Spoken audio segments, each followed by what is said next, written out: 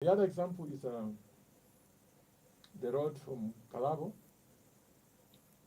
into Angola, Calabo into Angola, to the Angolan border, which was on the verge of being done under MMD because I think all the finance, all the money was mobilized. The Mongo Calabo road is meaningless unless, well, it is good for the sake of us driving well, but to realize its economic potential, that road needed to go into Angola. Why? Because Angola is such a potentially big market. Import everything. We are talking about beef, chickens, eggs, vegetables, tomatoes, mahero. They literally import everything.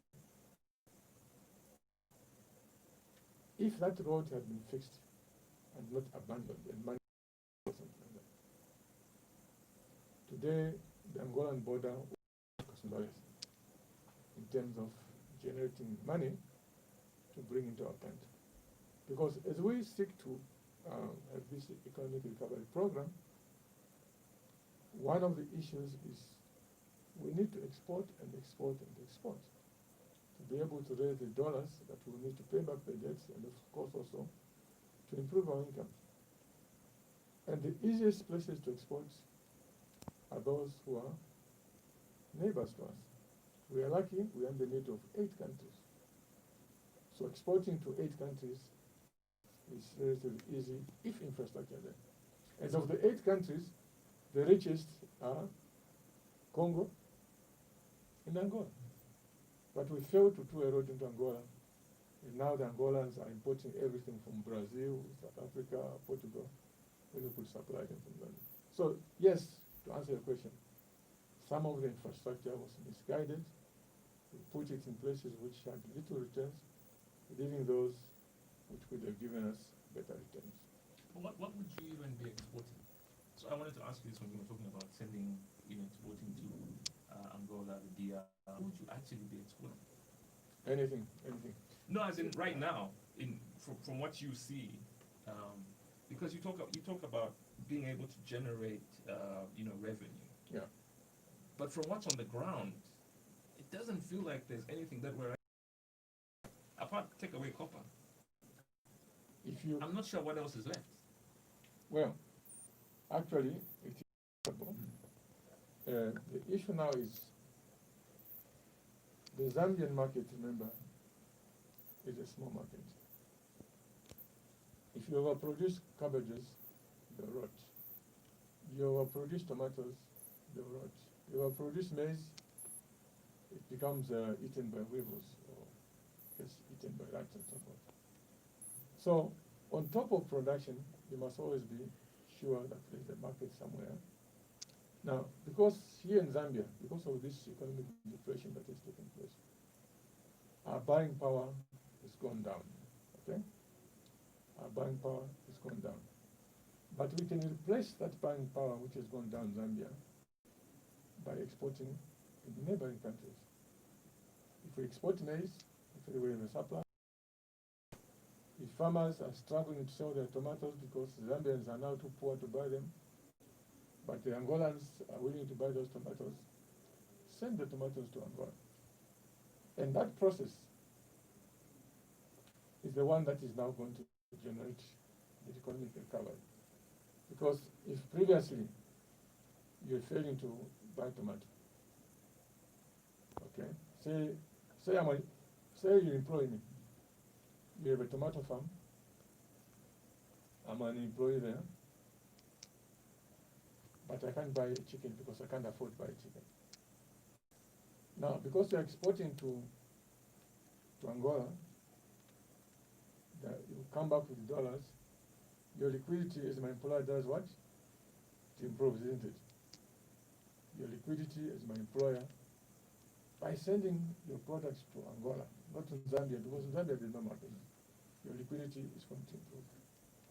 When your liquidity improves, you, my employer, you're going to have more money in your pocket. So slowly, you start paying us, your employees, better and better. And then, because I'm being paid better as a result of you exporting, It means some of the things that I was previously not able to afford in Zambia, now I'll be able to afford them. So export is important in two things. One, to generate the liquidity that we are all complaining is not there. Two, when that liquidity comes back home, the buying power in Zambia is going to improve. So two positive aspects out of it. I was listening to Professor Sasa on Friday, and he was talking about exactly this, exporting, and he gave an example of maize and how people who try and trade in maize outside the country, how they're called smugglers, how it's illegal. When you already have that message being thrown out there, you sort of disadvantage and you sort of tell people that maybe this is wrong, maybe we shouldn't be able to export, maybe that this is not from our perspective, maybe this is not something that we should be doing. Certainly, it is one of the things that we should be encouraging. Maize exports, because you see, the Congolese import maize many times from South Africa. Sometimes they import many agricultural products from South Africa into DRC. So really, that's what we should be aiming to do, to take over these markets ourselves, because we're near. Would it have been prudent as well to set up? I know I'm going to come back, but would it have been more prudent to go in that line, set up industry, set up factories, so that you're able to harness everything that you're able to produce, package it in a finished product, and send it out? Unlike now, where we're just doing roads, which is fine. Roads are, your tires, you don't have that much wear and tear, but that's all you have. Not enough wear and tear. Yeah, well, actually, this industrialization that you're talking about, to start with, for me, as somebody who grew up during the time of the state enterprise, IMF negotiations that seem to have been going on for a very long time. It doesn't seem to be any form of an agreement between ourselves and the IMF. Do you think, and that this is a two-part question. So number one is, what do you think is the reason why there does seem to be this back and forth between ourselves and the IMF not really willing to give way? And secondly, is it ever going to happen? And what the impact will be on our economy if the IMF actually agree to help us out? Okay, the IMF is actually quite central, very central, in the quest to get Zambia to have its debt sustainable. In other words, to simplify it further, if we have to control, or rather if we have too much borrowing, which is denied hire teachers, build schools, and so forth, if we have to resolve that problem, the IMF plays a critical role. Why do I say so? I say so because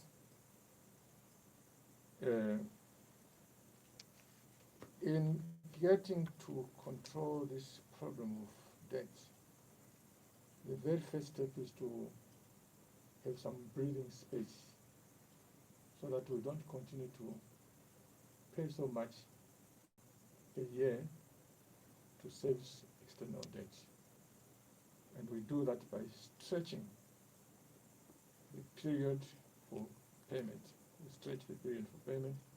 Instead of paying, say, in 2 years, 3 years, we extend it 5, 10 years, so that every year we pay small amounts of money. So that's the very first step that is required to give a solution to this debt problem. It will help because it will release money. There will be more cash in the hands of government, maybe to pay some salary increments to schools, hospitals, and so forth. Now, to get the people with all money to stretch the repayment period, we need to talk to them. We need to talk to them and tell them, look, what we are doing is not sustainable, so can we agree to stretch? Then they'll ask the question, if you ask for that, how do we know that when we let you off the hook, you'll still be able to pay us as you promise? Supposing you're just saying that so that you don't pay and then you make no efforts at all to pay us. In other words, what is it that you're doing to your economy to make us believe that if we give you this relief, if you reorganize yourself, reorganize your economy, you'll be able to pay us? So they will ask that question. And that question, unfortunately, requires a referee to answer it. That referee is the IMF. When we talk to the IMF, we are going to agree with them on a program to how to progressively reduce our appetite for borrowing. And once that program is agreed upon, reduce appetite for borrowing, there's also scrutiny on the efficiency of what we're spending money on. If we're spending money on useless things, the IMF will say, we don't believe you are spending money on useful things. So, once we agree with the IMF now, together with us, we can go to the people with all money and say, look, this is how we have rearranged our business. With this rearrangement, we'll be able to continue to pay you if we stretch the period of payment. The IMF puts a stamp of approval with some kind of referee or advocate, and then the creditors, the people with all money, will say, okay, since IMF is behind this, watching you, that you don't slide back into bad habits, we can agree to stretch the period of payment. Without an IMF program, it is highly unlikely that we get out of this problem. Highly unlikely that we get out of this problem. How different? The good thing is that we've had this experience before in Zambia. In the 90s, we're heavily indebted. Of course, not as much as now, but still, by the standard of those days, heavily indebted. And we went through the process of normalizing things until by 2005, 2006, our relationship with the IMF was a friendly one. Not for them to come and say, do this and this, but one to say, okay, very good, you've sorted out your debt problem, the economy is growing, you are getting tax revenues, carry on, we shall continue to be advising you. So that's what we are aiming for. And the skills, the knowledge and skills for what we went through, which is very similar to now, those skills and knowledge are still there. We can do it. But the first step is for the government to realize that the direction they're taking is the wrong one.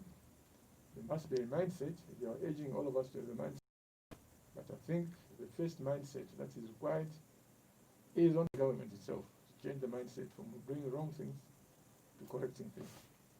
Is there an acceptance by the government that maybe they are doing the wrong thing and that it's time for them to switch to the right thing? And I say this only because of this letter that they issued a couple of days ago, informing creditors and asking creditors for this 6 months sort of, I don't want to say debt relief, but 6 months for them not to pay. Is that a way of showing that, listen, we accept that there is a problem and we're asking you to understand that there is a problem? Well, I hope it is. I hope it is. But remember that we've been talking to IMF for the last 4 years, maybe even 5. Because this problem, as I said, is not a new one. It's been there. We've been talking to them when things were too manageable to say, can we agree on a program? The only reason why we didn't get into the program is because the government was not committed to reducing the appetite for borrowing. Year after year, in this budget speech, we'll be told we are going to reduce borrowing.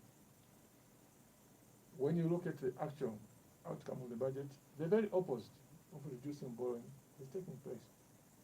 So the IMF said all these years, look, you want help?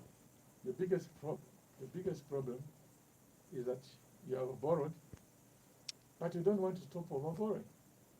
So how do we help you? You have borrowed, need help. The only help we can give you is to how to stop overborrowing. But you are doing the very opposite. So when you are serious and ready, come back to us. So this letter that the Minister of Finance wrote to bondholders, I hope that I hope that it will make a difference, but it will still raise the very question.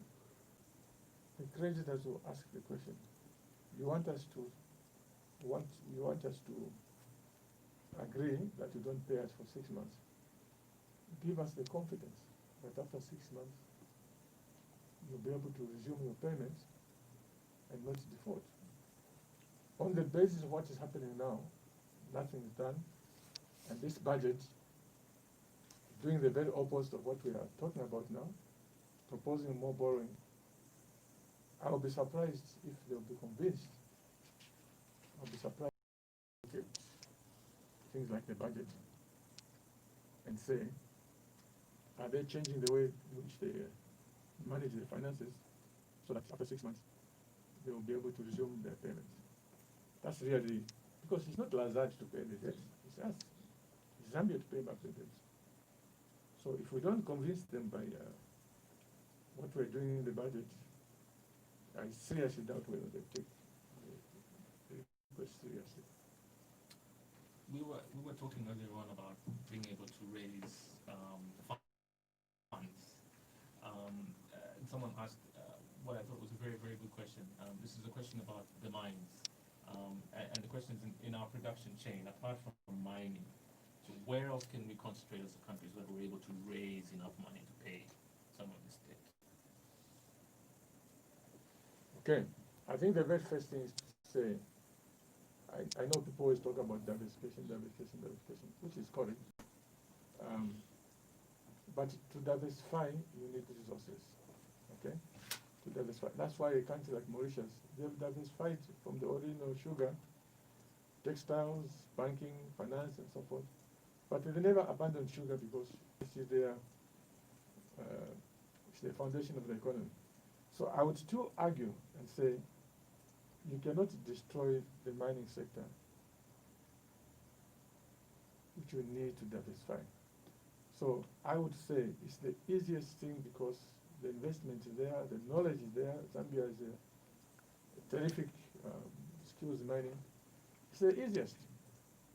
So let's just create an environment that is good for more money to be produced in the mining sector. Beyond that, of course, we always talk about, I believe that there is a lot more money that we can earn from industries.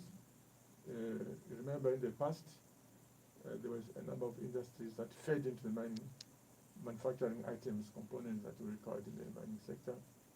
But most of that has died off. I believe that if we create the right kind of incentives in these special economic zones like Chambeshi there, we can cut down on a lot of imports from there. So that's an area where you can make money. That's an area where you can make money. Agriculture, what is required in agriculture, I think, is efficiency and tapping into the export market. I always want to remind all of us, our market in Zambia is very small. We are like a country like Holland, the Netherlands. There are good dairy farms in the Netherlands, but they know that the population in the Netherlands is very small. Similarly, New Zealand, similarly, Australia. So if you are going to have a big farming industry in the country, not constrained by the local markets, the way to go is exports. Now, exports requires a lot of efficiency. But we can do it. Countries like Kenya, they are very efficient in the agricultural exports. We can do it. This question is very similar, by the way, to what I just asked you. This is from Piri. Piri says, what sectors of the economy do you think the government needs to put in more finances to help resuscitate the economy? Actually, I don't think that, this is the point that we've been making. It's not really the government to put money into agriculture or tourism and so forth. What is just required is to create the correct environment. And by money will flow. You recall, toward the end of 1990, Livingston was almost a dying city. I'm sure you remember that. Or were you too young? I was much older. Okay. Yeah. I hope I was much older. Yeah. I think Ruth here. No, Ruth would definitely remember. Remembers Yeah. very well. She grew up in Livingston. Yeah. Livingston, because Livingston used to rely on textiles, but with the liberation, textiles was almost wiped out. So what remained was tourism, and the town was dying. Then, with the correct incentives put in place in Livingston, I remember VAT was suspended for years and years to make it competitive. That's how the Sun International Group came in. And Sun made Zambia, I mean, they advertised Zambia. You went into South Africa, you went into Europe, they advertised Zambia. Why? Because they wanted to earn money from their hotels. And suddenly, the traffic, tourism traffic in Livingston just went up. Then with that, you saw other hotels like Micma, then Protea. I think everyone was becoming very confident. There were so many hotels coming up in Livingston. It was not government money. It was private sector money, and that's the way it should be. Because government money is not even enough to build hospitals, schools, and so forth. Why should government put money into those things? But it should create the correct environment. Create the correct environment where people feel confident. They feel they can come and make money. And when these companies make money, don't complain. A company that makes money is a more sustainable employer. Okay? Is a more sustainable taxpayer. If a company comes to Zambia to make losses, the value of that company is not good because it's not contributing anything to the economy. Okay, 22681 if you want to call us. Let me take a couple of calls as well. Hello, good morning. Hello, good morning. Morning. Morning, how are you, sir? Morning, Ruchi. Good morning, guest, Honorable Musokotwane. How are you, sir? I'm very good, thank you. And how are you? Thank you. This is Brother K. Well spoken, sir, and we thank you for that. You see, sir, every Zambian remembers you very, very much, for leaving a very vibrant economy to the hands of PF in 2011. Nobody would deny that fact. Now, because of the robust economy, PF had given long-term dreams, to better the economy than the way they found it. Those were the songs they were singing. They will better economy. It has to be like a paradise one. Okay? Even their first finance minister commended you in his first budget speech. Now, because of their ambitiousness to turn Zambia into a construction site, by having 2,000, can you imagine 2,000 developmental projects at a go? It's like burning a candle from both ends. I always ask myself, a third world nation with all the negativity that goes with it, with a poor nation, they mess it up because accountability, among other things, was lacking. And yet you people worked very, very hard to make sure that Zambia passed through GDP completion point set by IMF and World Bank for us to start borrowing. And by the time we wanted to start borrowing, that's the time PF took over. And now they are spending money, I don't know what word to use, see, because they did not sweat for it like the way you sweated for it. Okay? They are spending money with a myopic attitude. So, I mean, we're in a mess like this because of the ruling government. Thank you so much, sir. Brother K, thank you very much. If you want to call us, you can as well, 22684 0978 There's a question here from someone who references the 2008-2009 global credit crunch. At the time you were Minister of Finance. Very similar to the times that we're in now, although I think it was worse then than it is now. And his question is, we didn't feel the impact as a nation then. You handled it very well, but are there any lessons that we can hand down to those who are in charge of the economy today? Yes, I think that is first of all, I want to thank the first caller. We are not saying no to borrowing, but what we are saying no to is irresponsible borrowing that has created all these problems. Coming back to the economic crisis of 2008, the way it was handled in such a way that the impact was minimum were as follows. Firstly, you recall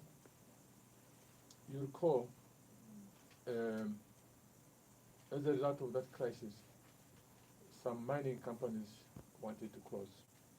I'm always coming back to the issue of mining because that is the superstructure of the economy. If you mess it up, you mess everything up. So there were some companies that wanted to close, and we said, no, you cannot close because it will create a terrible situation.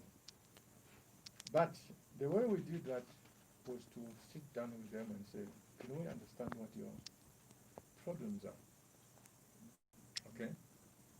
And then there were some adjustment on taxes, and I remember then I got all sorts of criticisms and batterings to say, why are you doing this? We did that because we didn't want the mining companies to close and create all these problems of unemployment, less incomes, and so forth.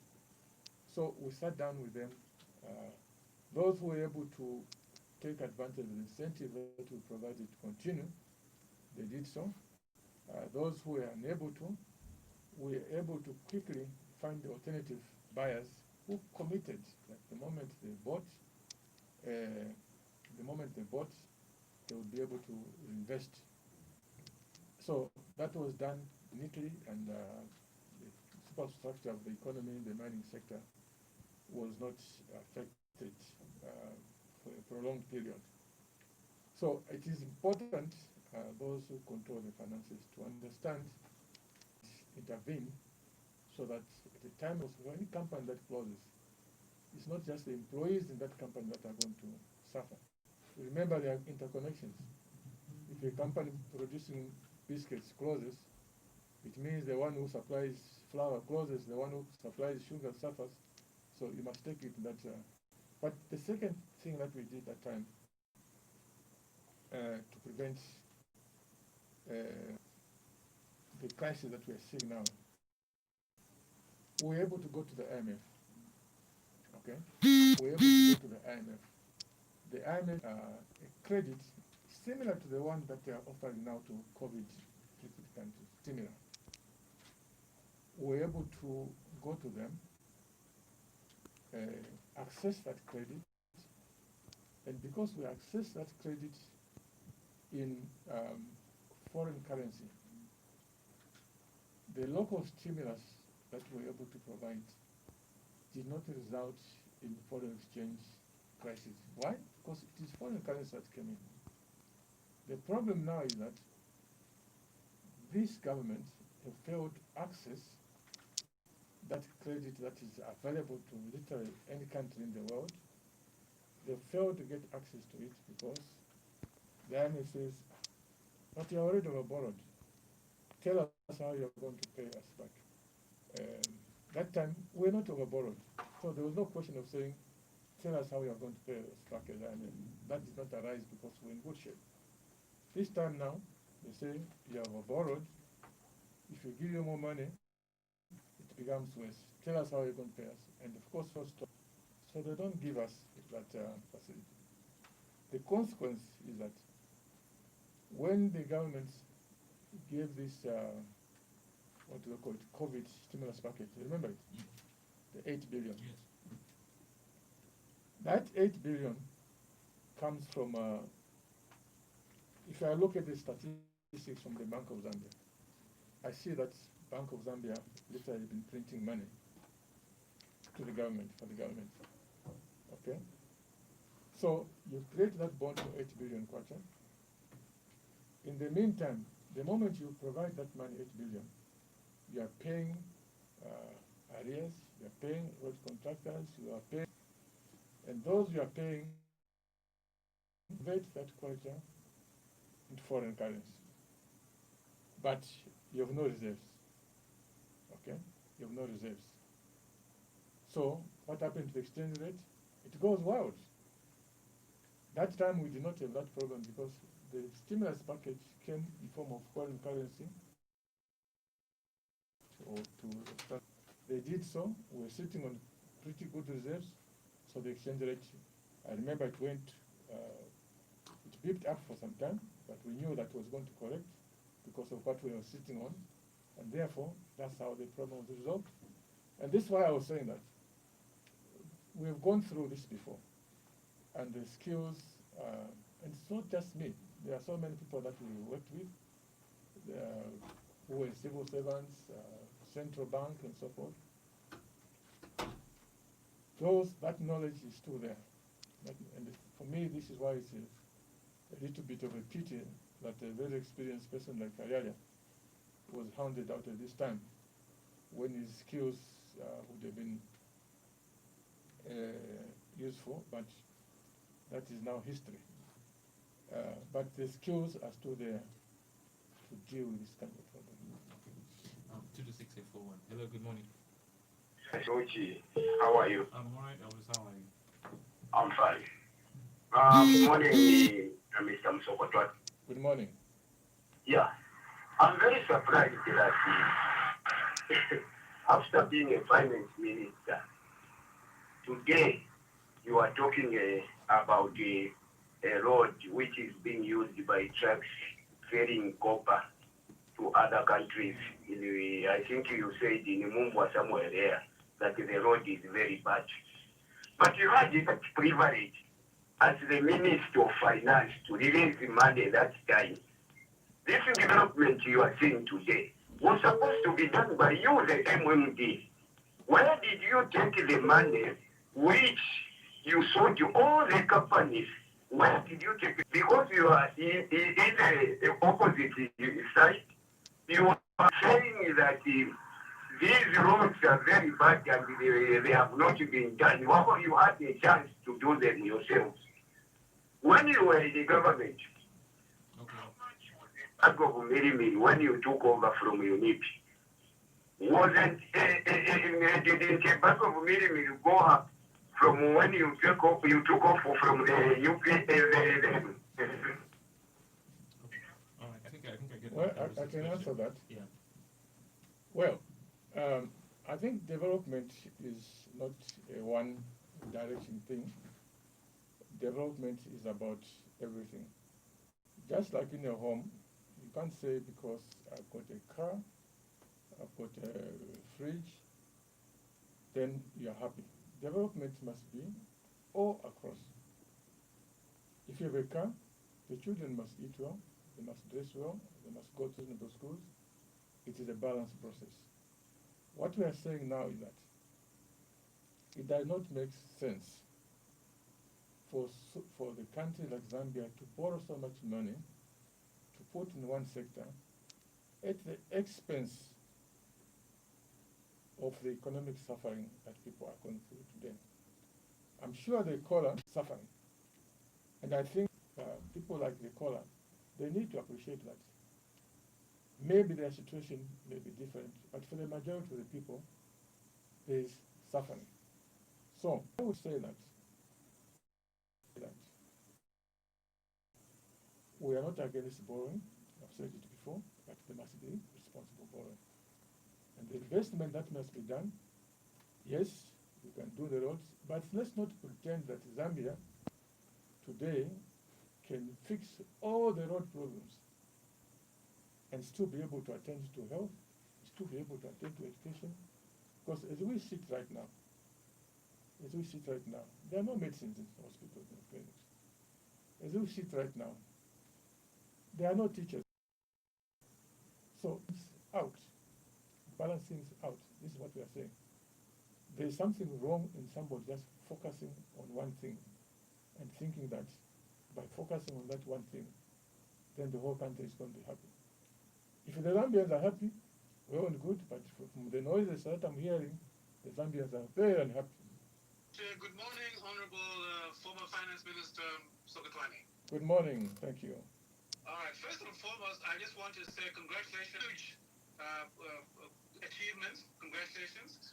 And also the fact I think there was a lot of money in the economy, people were able to build, to spend, and I think the levels of poverty were not as bad as we have them now. So really, I think you did the best you could in the current situation, and I thought let me just call and say well done. Thank I mean, you. because I had a friend of mine who had a small shop. He was making roughly 500 kwacha per day, GMMD time. Unfortunately, when the government changed, he used to make 500 kwacha per week if he was lucky. Mm. And now his business even ran down. So well done. That's all I wanted to say. Well done. Thank Cheers, you. man. Thanks, Thank you. Ivan. Thank you very much. Hello, good morning. Good morning, Rudy. Good morning, Proud. Honorable Musokotwane, good morning. Good morning. For example, I wonder what you have said. Economic industry is doing very well. For example, a flower which is to cost first catch right now you can buy maybe 3 to 500. A 10 kg sugar which used to cost 50 kwacha in your time right now is 130, 150. Estimate which used to cost 50 kwacha is now 120, 130. Which means no matter some people they can say we are people the road. But they do pass the same road. They do pass the same road kwenda kumtero. When you go to tell the better kutoka vehicle, you will report and say no you Google your own taxi. One example is the cattle police. We want to people in Australia such as Home Affairs to back up your authority. You go to Gaza for a child ban. No data. People paying payment. Retirement not being paid. Be it the Home Affairs, the basic cancer education. People are busy at the justice ministry complaining. Now if you are building a city market to Musokotwane, people are still saying no issue. Open a shelter. I was watching in the car where I stood in Musanga. People have run. There's no problem. But we got the minister of people in China instead of a problem. Where we bring to ruling party. So this is not an issue about you, it's about people as a failed to some people. We don't want us as failed. Proud, thank you very much. Proud touches on the cost of living again. Do you wanna respond to Proud? I have a text. Let me read the text and we can respond to both if you like. This is from somebody who says, I want to discuss tax on minerals. How does government tax mining companies when all transactions are done outside the country? This is very unfair.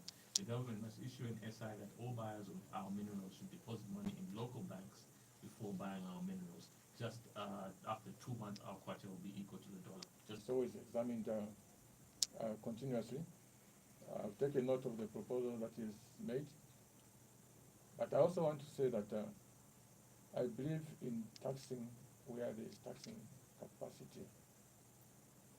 But we must also be careful that we focus on expand that we are taxing. I think most people who are unemployed today would complain bitterly that the tax is too high. If you earn more than 6,700 per month, the tax becomes what, 37%? It's almost half. Yeah. Partly the consequence of the fact that those who are being taxed are few. This environment, this creates an environment that is going to create so many businesses in the country. So many. If we do that, it will become possible to reduce tax significantly while still retaining huge amounts of tax money. Yes, I would say the issue of mine tax that must continuously be examined, but let's not leave it there.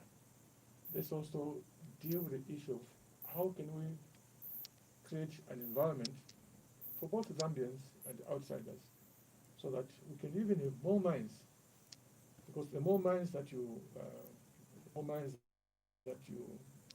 have, the broader is your taxable. So basically, that's what I would say. One of the things that I would really want to see one government do is to expand, Increase how many people are being taxed. to expand the taxable base. Okay. Lukuta says, I just want to find out from the Honorable, if the government fails to get any debt relief, what's the likely challenge that we're going to face as a nation? If that happens, then you are going to have what is called chaotic default. Chaotic default means you fail to agree with those people that you owe money on a credit on a debt in a sustainable manner. So you default here, the take you to court. If you default is that you lose some money because some of these creditors will take you to courts in London, New York, and so forth. They seize your assets. And then you as a government, you no longer focus on development. Right now, we are almost close to that, where every day people are calling, when are you paying us